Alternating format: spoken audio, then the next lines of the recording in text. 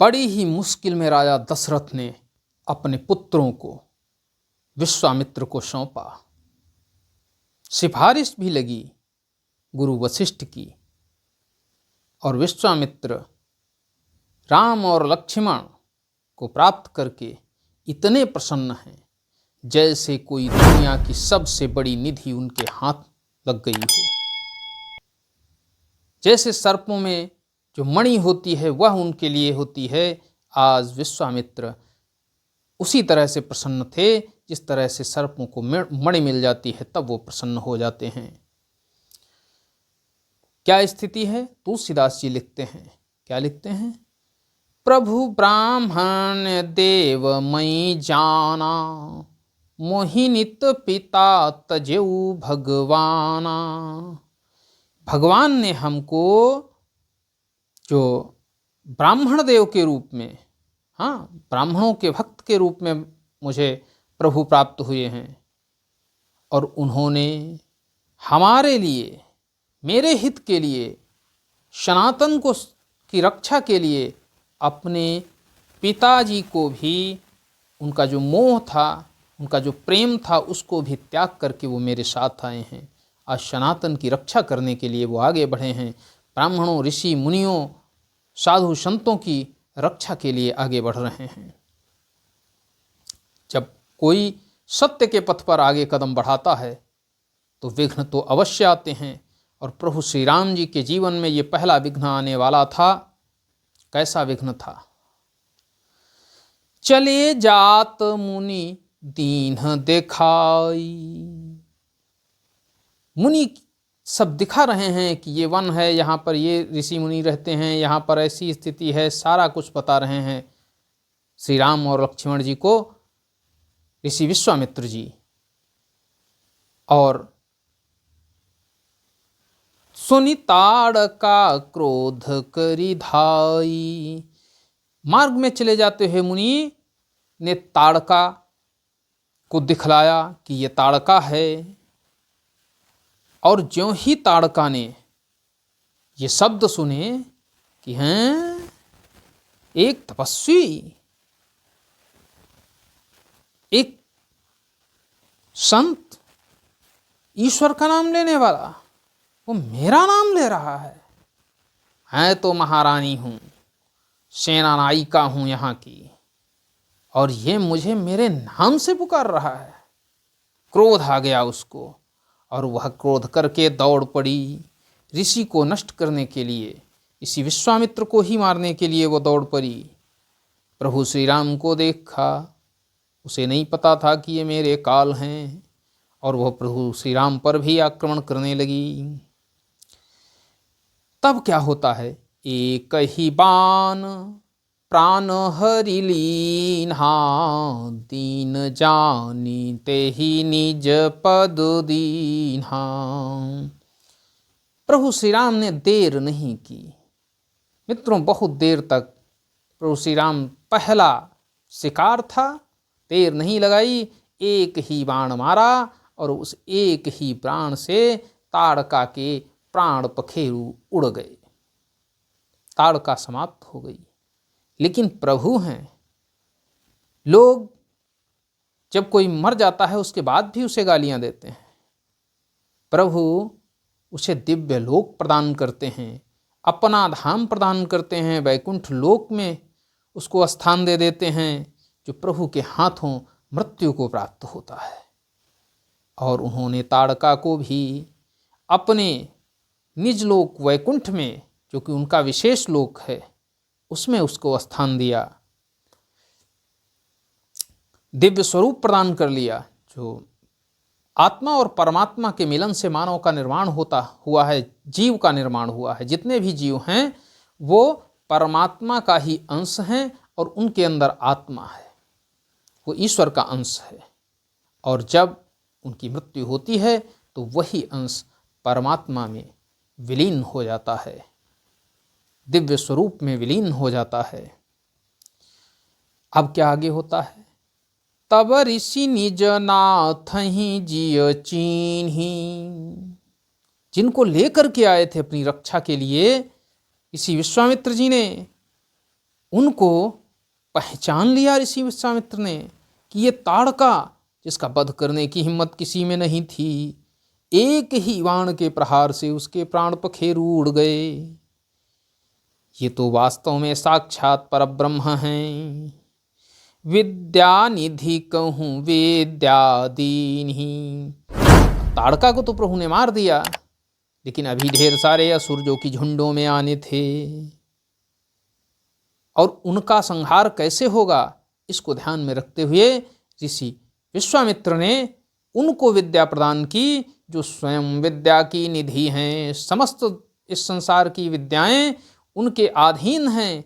लेकिन देखिए, यही होता है जब प्रभु अवतार लेते हैं तो वह मनुष्य रूप में पुरुषोत्तम प्रभु श्री राम कहे गए हैं, और पुरुषों के द्वारा जो भी किया जाता है वह भी करते हैं, और ऋषि विश्वामित्र से वह शिक्षा ग्रहण कर रहे हैं। जाते लाग न क्षुधा पिपासा। ऐसी विद्याएं प्रदान की विश्वामित्र जी ने जिससे उनको क्षुधा और पिपासा नहीं लगती। क्षुधा का मतलब भूख।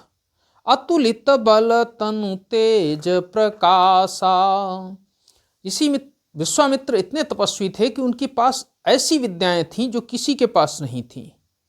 उन्होंने विद्या के भंडार में से ऐसी विद्याएं दी जिससे भूख प्यास न लगे, शरीर में अतुलित बल और तेज का प्रकाश हो। और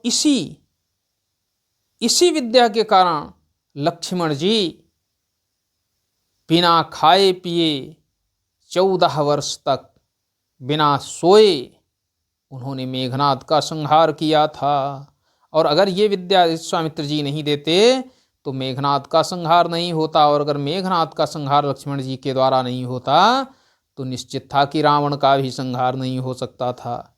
इसलिए सब पहले से ही निश्चित था कि क्या होना है। इसी विश्वामित्र ने वो सारी विद्याएं प्रदान की अपने शिष्यों को। भोजन के लिए कंदमूल, फल, ये सारी चीजें प्रदान की गईं। अब आगे क्या होना है, भगवान क्या कहते हैं विश्वामित्र से। प्रात कहा मुनि सन रघुराई, निर्भय यज्ञ करहु तुम जाई। प्रभु श्री राम ने कहा ऋषि विश्वामित्र से कि जाइए और निर्भय होकर के यज्ञ करिए। आप किसी तरह का भय नहीं होना चाहिए, क्योंकि यज्ञ करते समय या ध्यान लगाते समय जब भी आपके मन में दुविधा होगी तो आपका मन विचलित होने लगेगा, और ज्यों ही मन विचलित होगा आप पूरे मनोयोग के साथ उस सिद्धि को प्राप्त नहीं कर पाएंगे। इसलिए प्रभु ने कहा कि निर्भय होकर के जाइए, बिना किसी भय के आप अपनी पूजा याचना करिए, यज्ञ करिए। होम करन लागे मुनि झारी, आपु रहे मख की रखवारी। सारे जो ऋषि मुनि थे अब वो निर्भय हो चुके थे, क्योंकि सबके अंदर एक बात व्याप्त हो चुकी थी, ताड़का का संहार हो चुका है। और अब ये ऐसे दोनों बालक आए हैं जो हमें इन राक्षसों से बचा सकते हैं। इन राक्षसों के आतंक से अब हमें मुक्ति मिलने वाली है। और वह निर्भय होकर के यज्ञ करने लगे। प्रभु श्री राम और लक्ष्मण उस यज्ञ कुंड की रखवाली कर रहे हैं।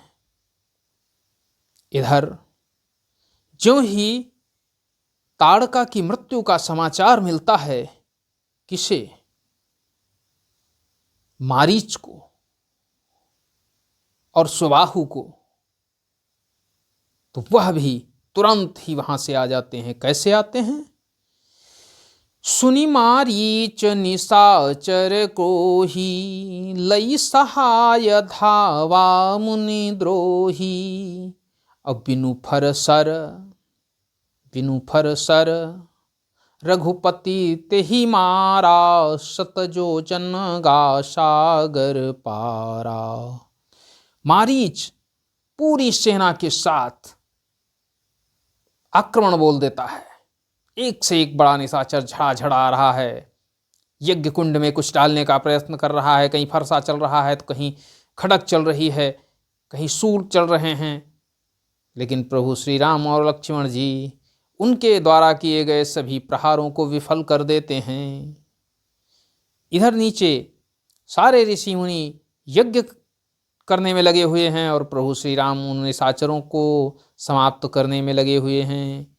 जब मारीच ने देखा कि अरे ये तो सारे निशाचरों को मार रहा है, हमारी सेना को ही खत्म करने पर लगा हुआ है, तो मारीच स्वयं आगे बढ़कर के प्रभु पर आक्रमण करता है। लेकिन प्रभु वो तो त्रिभुवनपति हैं, वो कोई सामान्य तो थे नहीं।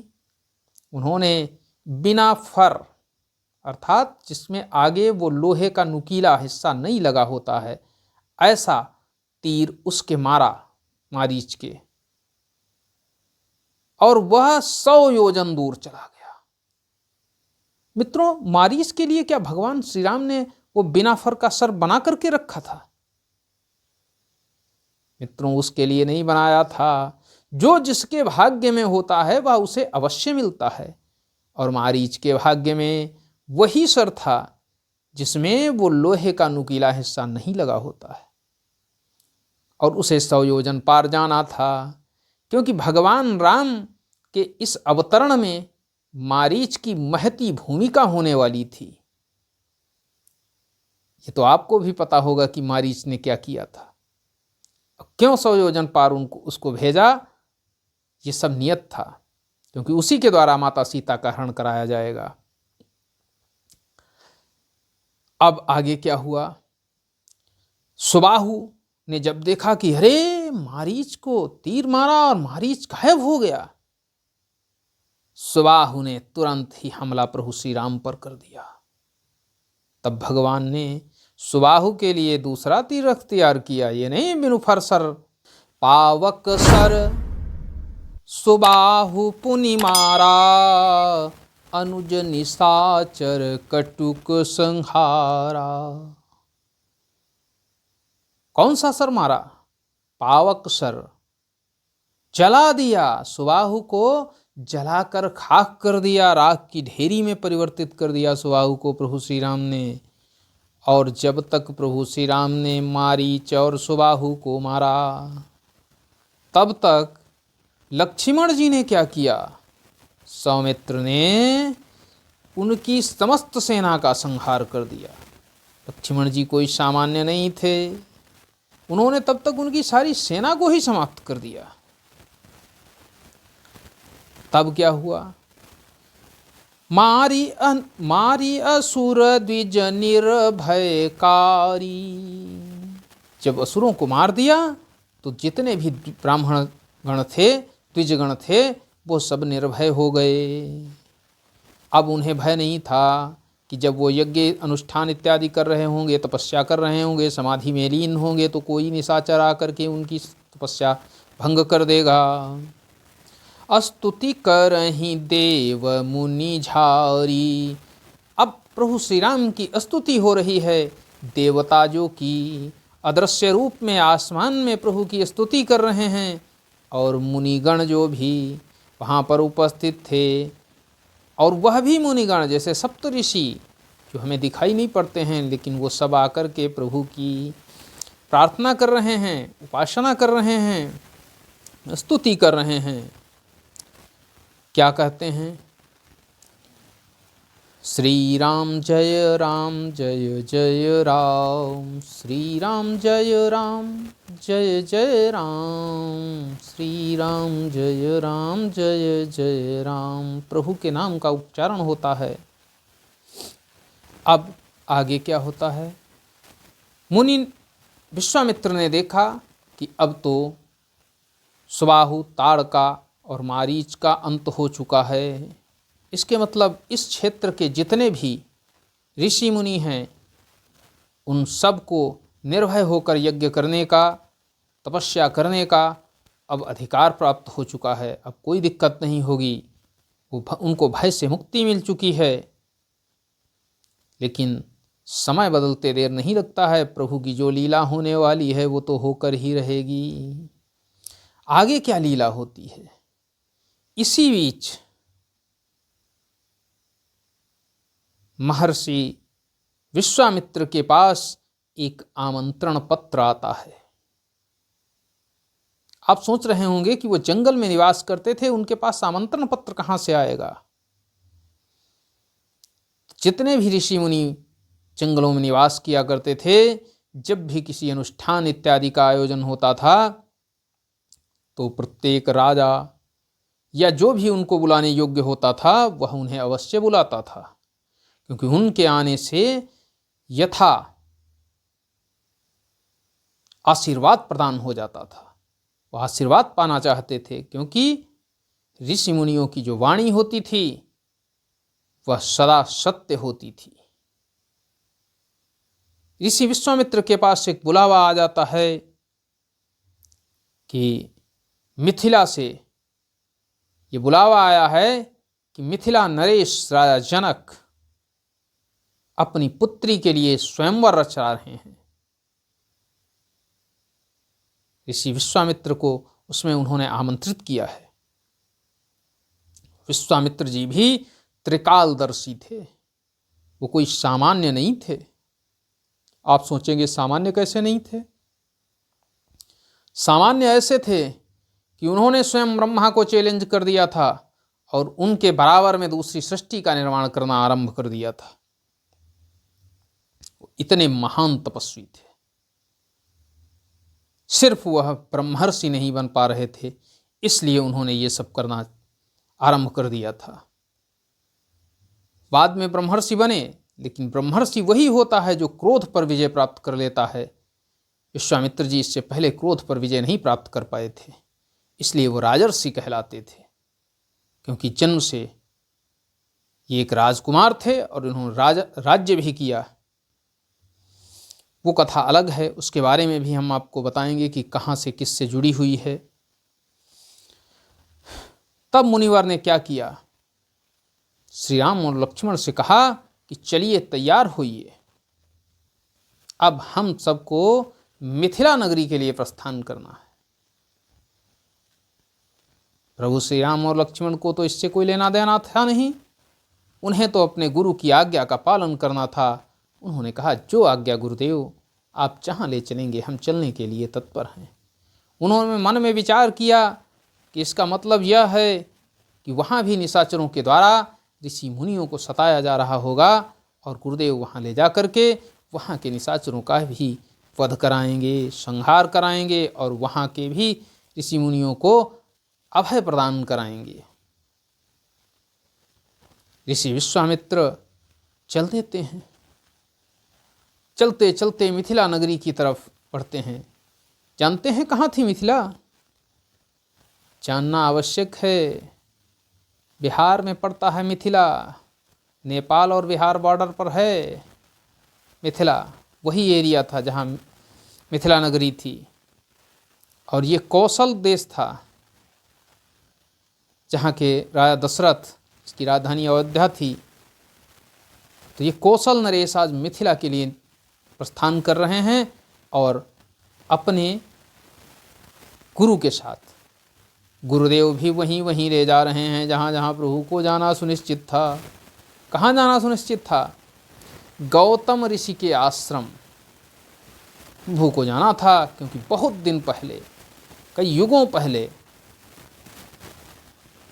गौतम ऋषि ने अपनी पत्नी को श्राप दिया था कि वह शिला बन जाए, और प्रभु को उस शिला से अहिल्या को मुक्ति दिलानी थी। इसलिए वह अपने गुरु के साथ उसी मार्ग से जा रहे थे। नियत उनके गुरु ने किया था और गुरु जी भी उनको वहीं ले गए थे जिससे अहिल्या को मुक्ति मिल जाए। तब मुनि सादर कथा बुझाई, चरित एक प्रभु देखिय जाई। और धनुष यज्ञ सुनि रघुकुल नाथा, हरषि चले मुनिवर के साथा।